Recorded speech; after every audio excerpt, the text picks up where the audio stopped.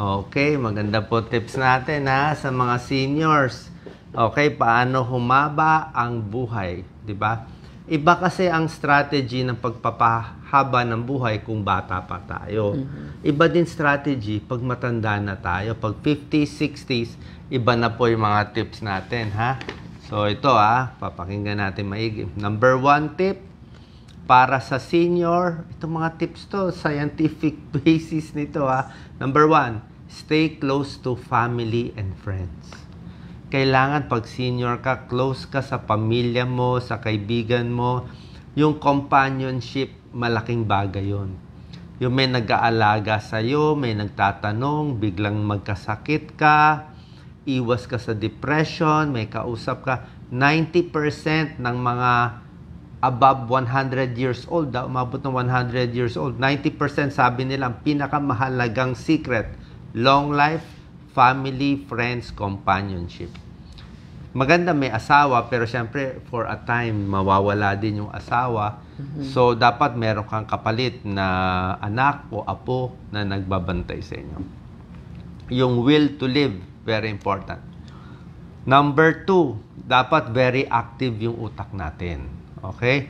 Yung utak, lagi ginagamit, di ba? Kahit nag-retire na, dapat may project, may sinusulat, may diary, pwedeng nag-chess, pwedeng nagko-crossword, puzzle, pwedeng magdiskusyon.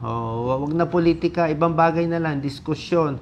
Tulungan yung mga kabataan, magturo, di ba? Mag-aral, kahit senior, mag-enroll ulit, keep the brain working. Ang secret sa katawan, ganito lagi ang kasabihan, use it or lose it. Pag hindi mo ginamit, if you don't use it, you will lose it. Pag hindi mo ginamit yung utak mo, mauulianin tayo. Pag hindi mo ginamit yung muscle mo sa kamay, sa tuhod, mapaparalyze tayo, hindi na tayo makakalakad, di ba? So, use it or lose it. Kaya ito sa utak.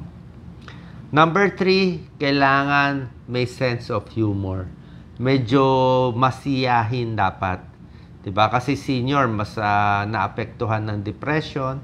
Senior, maraming arthritis, masakit ang katawan.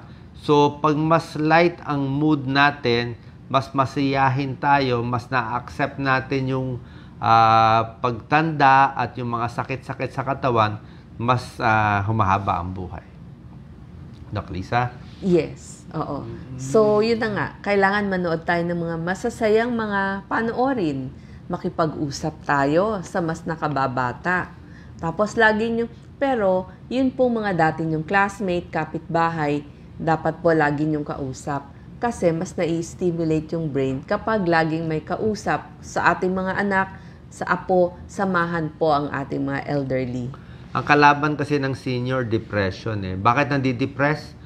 Maraming namamatay na classmate, di ba? O nakaka-depress. Nakaka-depress kasi masakit ang katawan nila lagi. Maraming mga sakit, maraming mga gamot, maraming gusto gawin na hindi na magawa. Di ba? So, minsan binabaliwala ng mga kabataan.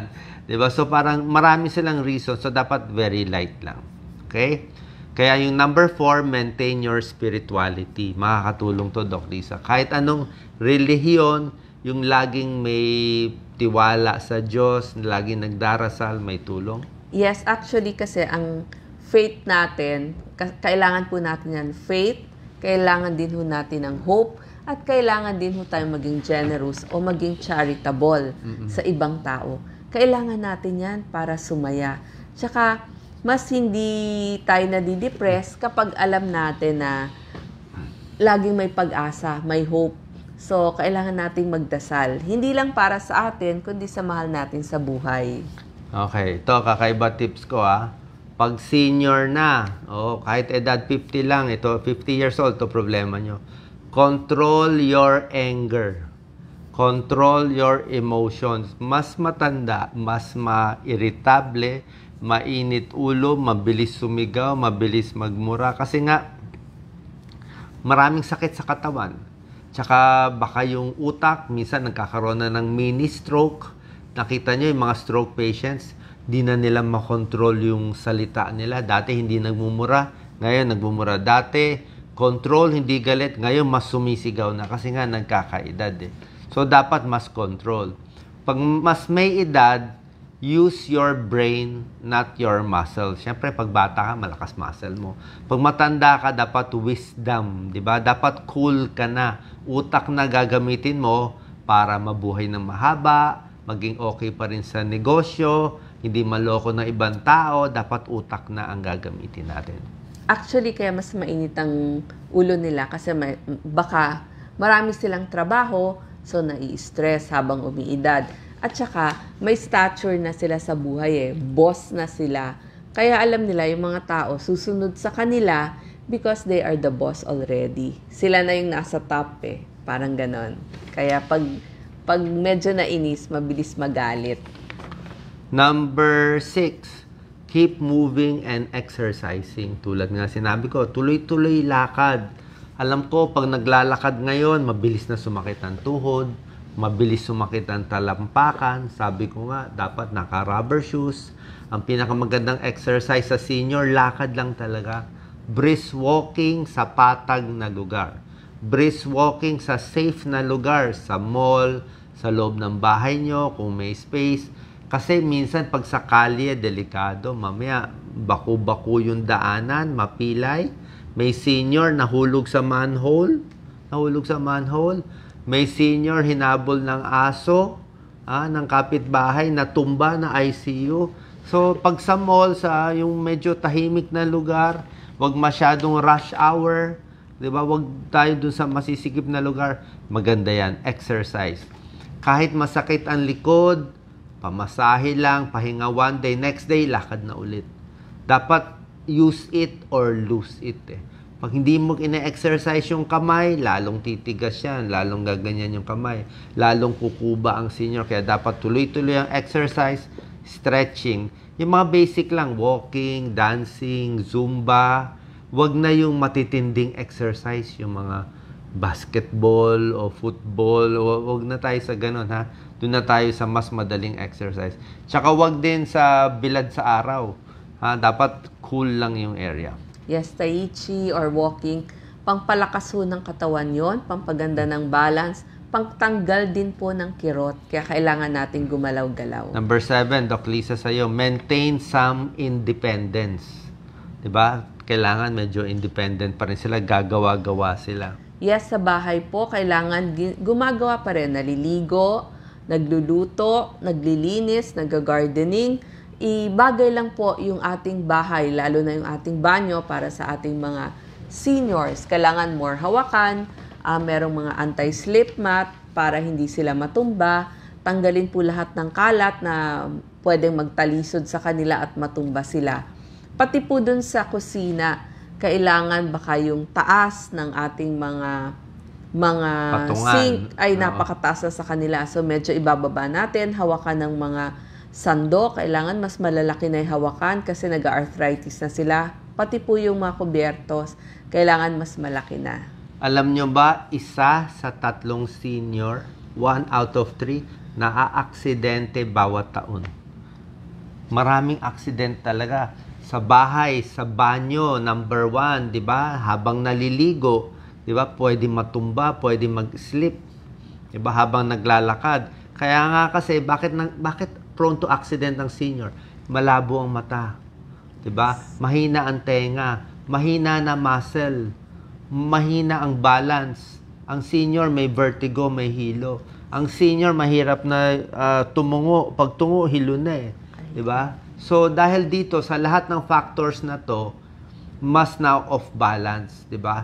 Kaya sa bahay, sa pang-tip ko sa bahay, maliwanag. Lakasan mo yung ilaw, damihan mo, di ba? Mahal yung kuryente, wala tayong choice Lalo na sa gabi, pagigising kayo sa gabi, nako, wag mo na tatayo, upo mo na sandali. Baka yung paa nyo walang lakas, pag tayo, biglang bagsak Tignan, tama ba? Humawak. Pagising, pwede humawak, wag mahiya. Aakyat kayo na hagdan, bababa, humawak sa side. Huwag makipagsabayan sa crowd. Pag maraming tao sa mall, sa MRT, sa LRT, huwag na kayo makipagsiksikan. Baka matulak pa kayo, isang tulak lang Diba? Siyempre, hindi na tayo ganun kalakas Kasi pag senior na, nadapa, malaking chance of fracture kasi ang senior, karamihan may osteoporosis, mahina na yung mga buto, mahina na yung muscle. So, yun po, mag-iingat tayo. At sa Avoid mga anak accidents. po, ipaayos nyo yung pang-on-off ng mga ilaw. Kailangan po mabilis makita at maabot ng ating mga seniors. Yes. So, isa din, dapat may hawak kayo laging cellphone, di ba? Yung mga long trip, long ride, o meron kayong pupuntahan mag-isa, dapat meron kayong matatawagan just in case, di ba? May emergency. Just in case sumakit yung dibdib, hindi natin masabi, di ba? Isa pang tip sa senior para humaba ang buhay sigurado, kailangan kayo ay payat. Okay, ulitin ko. Lahat ng umaabot ng 100 years old, payat. Mahina kumain. Anong tawag doon? Parang manok ba dapat tayo kumain? Small frequent feedings. Konti lang. Lahat ng payat, mas mahaba buhay. Nakakita na ba kayo 100 years old na overweight? Pag overweight, syempre, sakit tuhod, heart disease, diabetes, bara sa puso. So, ang payat, mas mahaba ang buhay. Kasi po yung payat, mas nakakagalaw-galaw sila, mas madaling mag-exercise. Pag po overweight, ang nangyayari, hindi na kumikilos, tapos nagsisimula pong humina. Isa lang ang problema ng mga payat, sasabihin ko lang sa inyo. Ang problema lang ng payat, minsan, pag nabagsak. Pag bumagsak ang payat, dahil payat ang puwet nila, minsan nafa-fracture. Pero yung mga sobrang laki ang puwet at matataba, pag bumagsak, hindi nafa-fracture. Pero syempre, overall, mas gusto mo pa rin mas payat. Kasi may cushion eh. Yun lang naman sa isang pag-aaral. Pero mas okay pa rin yung payat, ha? Next, sa mga seniors, ito po medyo kakaibang tip to Pag-isipan nyo. Pag senior na tayo, we should use our money wisely, di ba? Nakaipon na kayo ng pera, dapat sa buong buhay ninyo. Hindi naman natin madadala sa hukay yung pera. Dapat gagamitin natin yung pera, may reserve money kung magkakasakit kayo, may kailangan kayo. Pero dapat, medyo, para sa akin medyo generous tayo sa mga nag-aalaga sa atin. Kung inaalagaan tayo ng kahit sino, meron tayong kasama sa bahay, may empleyado, dapat a little more generous. Kung may apo o anak na tumutulong, mas maganda, mas generous tayo sa mga apo, sa anak natin, para mas babantayan din tayo. Kasi pag may edad na tayo, tapos matipid tayo, alam nyo, yung mga bata ngayon, hindi natin masabi. Baka lang mamaya isipin, sana mamatay na to, makuha ko na mana ko, kaya na natin, total. Ang tipid-tipid di ba? Ang barat-barat. Minsan ganun ang isip Para sa akin, dapat malinaw, di ba? Kumikita tayo ng pera, tayong mga may edad, para ibibigay sa anak, itutulong. Hindi dapat mag-iisip na ito mana ko. Madalas yun ang away. Kaya gusto ko, I think, kung more generous, mas mabait tayo sa mga kabataan, mas magiging close yung family and friends. Anyway, iiwan nyo rin naman yung pera, hindi natin madadala yan, at masahaba rin yung buhay natin in the end. Yun lang akin. Doc Lisa, maybe you have another take. Oo. Pag-ipunan po natin yung pagtanda natin para hindi tayo humihingi sa iba. Kailangan po yung mga magiging medical nating gastusin na pag-ipunan natin, nagbayad tayo ng SSS, ng PhilHealth, para meron ho tayong pensyon. Na yun ang gagastusin natin sa pang-araw-araw kasi mas problem po yung kulang kesa yung sobra. Okay. Next, sa senior, dapat tama yung pagkain. Eat right. Okay, nakwento ko na to sa isang video ko. Iwas na tayo sa mga hilaw. Okay, hilaw na karne, hilaw na beef, hilaw na sashimi, kilawin. Pwede yun kung bata-bata pa tayo. Itong mga hilaw kasi, ayon to sa US CDC, hindi talaga recommended, lalo na sa senior, kahit sa buntis, bawal ang hilaw. Bakit? Kasi pag hilaw, malaki ang chance na pwede may bacteria, pwede may tapeworm, pwede ka mag-diarrhea. Kung bata ka pa, edad 20, malakas ka, nagtai ka, ay mas makaka-survive ka nun. Pero kung senior ka na, 80 years old, 70 years old, nagtai ka, delikado. Delikado pagtatai sa senior kasi pwedeng mag-kidney failure, mag-heart failure, marami pwedeng mangyari. Matutuyuan ang katawan. Ang buntis, bawal din itong mga hilaw-hilaw, mga sashimi. Kasi pag nagtae yung buntis, dalawang buhay ang magiging at risk, di ba? Isa pa, sa pagkain, wag din yung masyadong matitigas. Di ba? Baka masira ang ipin ng senior, mahina ang ipin na ng senior. Tapos, pag matitigas, mahina rin ang tiyan ng senior, di ba? Mahirap matunawan. Mas gusto natin, mas malambot. Small frequent feedings, mas payat, mas konti ang kinakain, mas okay po. Kasi pag senior na tayo, dapat mas bawas ang kinakain. High protein, pero mas bawas. Kasi nga, slower metabolism. Kulang ang galaw, mabilis lumaki ang tiyan. Doc Lisa? Yes, malalambot lang po ang kakainin para mas makakain. Tapos, pwede po tayo yung gatas for seniors. Tapos po, unti-unti ang kain pero mas dalasan natin. Tama. Tapos yung mga importanteng pagkain, yung mga protina para dun sa ating muscle. Dapat kahit senior, tulad na sinabi ko, gamitin yung utak, diba? Be aware of current events.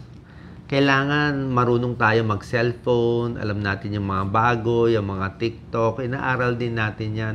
Kasi hindi tayo pwede mahuli. Pag mahuli tayo, ma-out of touch tayo eh. Lalong hindi natin makakausap pa ibang tao, parang ano ba yun? Dapat medyo in pa rin tayo kahit senior, di ba? Parang isip bata, think young para you will be young. Pag inisip mo, matanda na ako, wala na ako silbi dito, lalong hihina tayo. Sabi ko nga, mag-aral pa rin, mag-enroll, di ba? Walang masama dyan. Magbasa. Next, continue to make new friends. Okay lang, di ba? Usap na habang may buhay, may pag-asa.